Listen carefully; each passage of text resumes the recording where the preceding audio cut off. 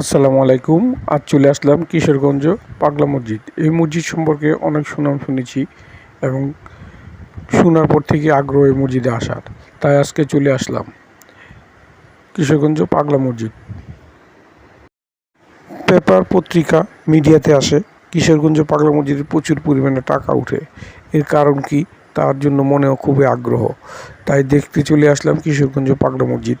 আসছিলাম কিশোরগঞ্জ বেড়াতে, সেখান থেকে চলে আসলাম আজকে কিশোরগঞ্জ পাগলা মসজিদে।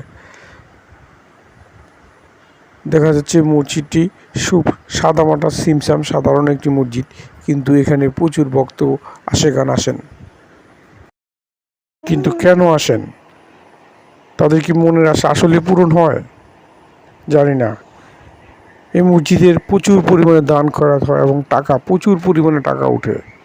এবং আছে এখানে দেখলাম ছাগল এবং মুরগির মানতের হিরিক। এখানে প্রচুর পরিমাণে ছাগল এবং মুরগি মানত করে মানুষ। এই যে খোয়ারগুলো দেখছেন, এগুলোর ভিতরে ছাগল আছে এবং মুরগি আছে। এগুলো আবার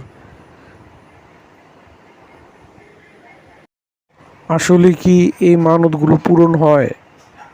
এবং এখানে নিলামে মুরগি এবং খাসি এবং কুরআন নিলামে উঠানো হয়। সারাদিন যা উঠবে বিকালবেলা তা নিলামে আবার বিক্রি করা হয়। কিন্তু আমি যে সময়টা আসছি সকাল, তখন নিলাম শুরু হয় নাই। আমার খুব ইচ্ছে ছিল নিলাম কিভাবে বিক্রি করে সেটা দেখার, কিন্তু সময় স্বল্পতার কারণে দেখা করতে পারিনি। উঁচু করে ঢুকে পড়লাম মসজিদের ভিতরে। মসজিদের ভিতরে ঢুকার পরে দেখলাম যে সাদামাটা আমাদের মসজিদগুলোর মতোই, মসজিদের বিশেষত্ব কিছুই নেই। কিন্তু আল্লাহ জানে এর বিশেষত্ব কি আছে। মানুষ নাকি মানত করে তার মনের আশা পূরণ হয়। আর এই টাকা বা কোথায় যায়, এই টাকা দিয়ে কি কাজ করা হয়? আগে মসজিদের সীমানা ছিল অনেক ছোট, এখন সীমানা অনেক বড়।